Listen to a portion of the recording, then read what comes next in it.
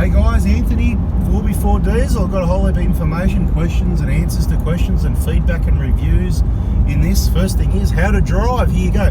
When you come on the on-ramps of a motorway, the idea is to increase your speed early to approximately what the vehicles are doing on the motorway so that you can blend in like we just did. Did you like that? Okay, most important thing, people are talking about the headlight repair kit. Now, everybody knows there's heaps and heaps of vehicles that have got faded headlights. Two problems: it doesn't look good, and the other main problem is your headlights don't work very well. You get this really yellow light or no light at all. It's almost like you've got a cover over it and you're only getting half the light. Some people really can't see where they're driving. So this Toyota headlight repair kit that retails for about $60, or they might have gone up. As I said in other videos, check out our headlight, just search headlight repair kit. And it'll give you the information on that. But what I wanted to let you know is we're getting a lot of feedback from people saying, you know, it works really well. We've done ours about 2 months ago. We're still very happy with it at this stage, so it's only 2 months. Some people say, oh, I just polish mine with toothpaste, or I just hit mine with wet and dry. That's one thing to clean it off, but that doesn't protect it. This kit, it has all the different grade materials in there to repair the headlight, and then the coating that gives it the UV protection so it stays like that for years to come. That's what it's meant to be. Okay, next subject. Okay, MAF sensor cleaning. Somebody's asked, can I use EGR cleaner instead of MAF cleaner? No, you cannot. You can use MAF cleaner. I believe it's just like electrical components cleaner. I believe it's the same stuff, but don't do it and oh, you said so, right? I'm pretty sure. Ask an expert. I'm 99% sure. I just use MAF cleaner ourselves. You don't use much of it. If it's your own vehicle, you're going to buy one can and it's going to last you forever. In one of the comments, somebody's asked something along the lines of, where's the PCV valve, or where's the placement? Well, there's no PCV valve, right? It's not a PCV valve. There's no valve. It's a crankcase ventilation system. We can call it PCV for short.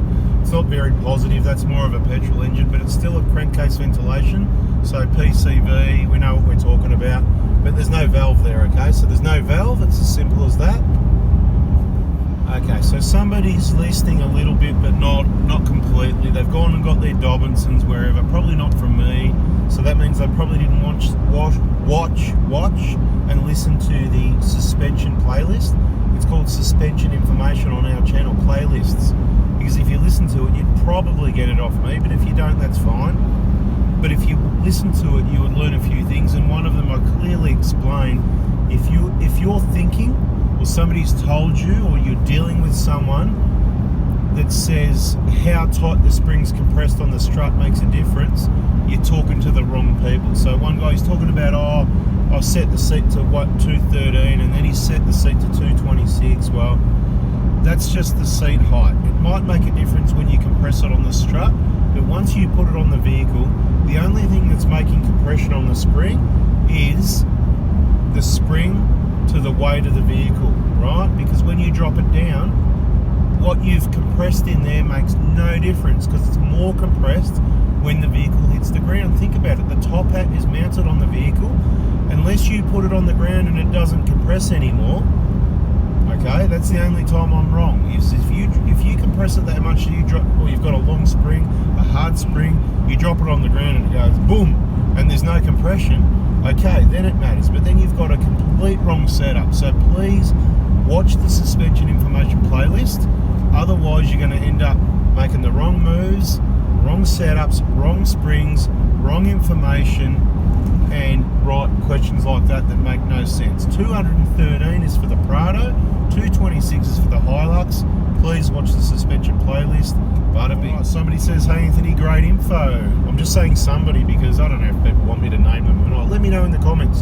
Do you want me to say Jim Beam has said, or Jack Daniels has said, or Johnny Walker has said, or do you want me to just say someone has said? Let me know, because we can make it more personal. That's cool, like calling you by your name. But some people might not want that attention drawn to themselves. So let me know in the comments, and we won't talk about it until we know the answer. But what I'm trying to say, what was I talking about? What was that question again, Mitch? Hey Anthony, great info. Thanks, mate. What do you reckon, Prado versus Fortuner? Prado versus Fortuner, awesome. Well, chalk and cheese, right? Now, the Fortuner's the Hilux that's halfway turn into a Prado, if you like. So to me, you don't need a Fortuner. You either get a Hilux or a Prado. So to me, a Prado is a better version of a Land Cruiser. Now, some people are going to laugh because they've got their 200 or their 300. They're for people with too much money that need to compensate. Yep, now they're laughing even more, or they're a little bit hurt feelings, that sort of thing. Now, everybody that owns a Prado that's upgraded, downgraded, side graded knows that it drives better than a 200 or I don't know about a 300. I haven't driven one yet, so maybe I should do that before I talk about a 300. I'm sure it drives beautiful, and as much as it's very similar, it's probably an improvement. But so the Prados drive beautiful. They're your off-roader. They're really capable off-road. They're really strong. Hang on, we've got some debris on the road here for a bit of entertainment. Have a look at that. What are they lost there? I like going on there. Oh, it's just a tarp. I like going on the edge of things. Up here we've got roadworks and we're all back into the right lane. That's why I'm staying here anyway. So look, Fortuner, it's not my car. I wouldn't have a Fortuner. If you're going to get a Fortuner, look, they do okay off-road, okay? So as much as I think of it like a Subaru Outback that's stretched a little bit towards a Prado, but obviously the front end's going to be like the Hilux, okay? Here we go, what have we got here? MUX. I was going to say, here we go, we've got a Fortuner. We've got an MUX, right? I'd go an MUX before I win a Fortuner, there you go.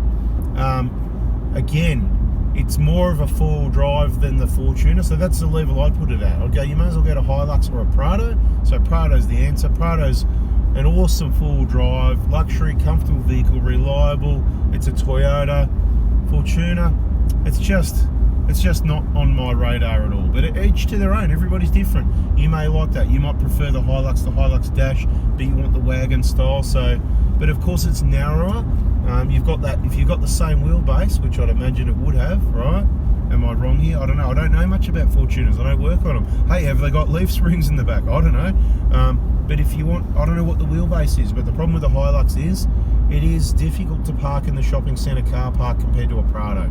People go, oh, you know, I don't want a big car. Here you go, guys. I'm going to sell the missus a Prado. Pause now and bring her on the video. The Prados are beautiful to drive. They're not big cars.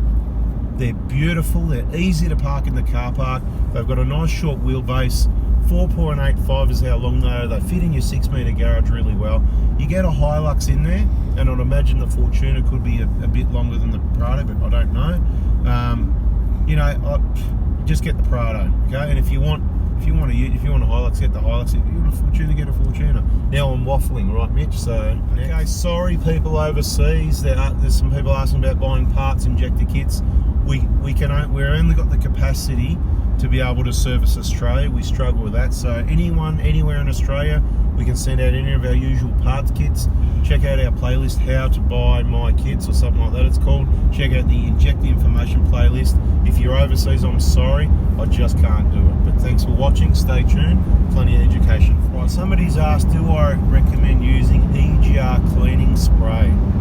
Well, you generally don't need it. So you know what we recommend. So for the one, every engine's different, and it's similar information you can use on all of them, all vehicles, but specifically we're specialising in the 1KD. So on the 1KD, like most vehicles, your best bet is to always remove, disassemble, clean and reassemble the components, okay, for EGR cleans, that sort of thing.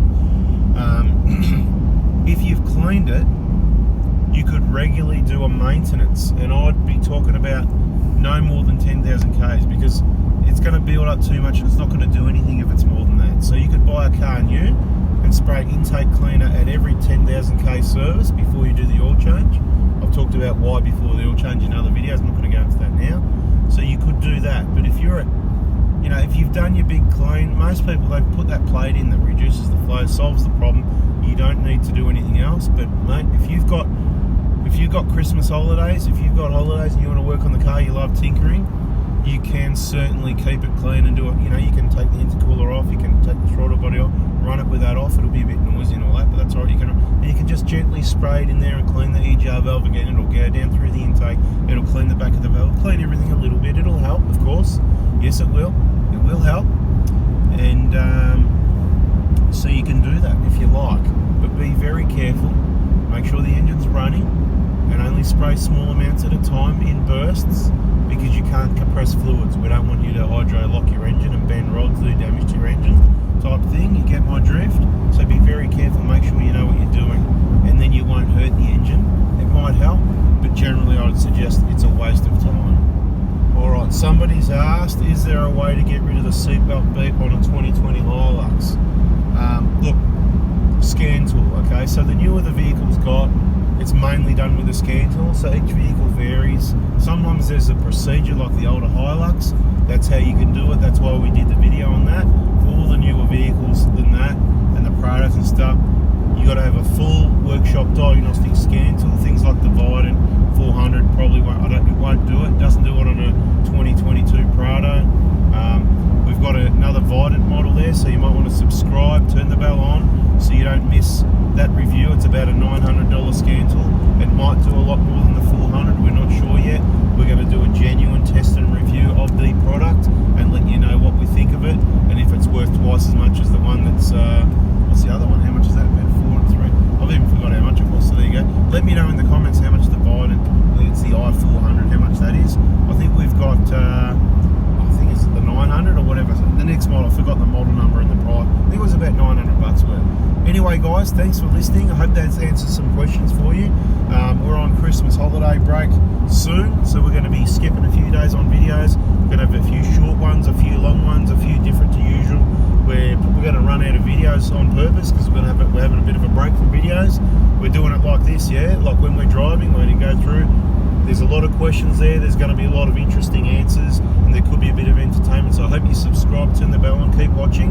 If you're getting bored, look through our playlists and our older videos. There's a lot of information there you haven't seen, especially if you're new. So once again, thanks for watching and listening. Bada bing, bada boom. Catch you on the next one.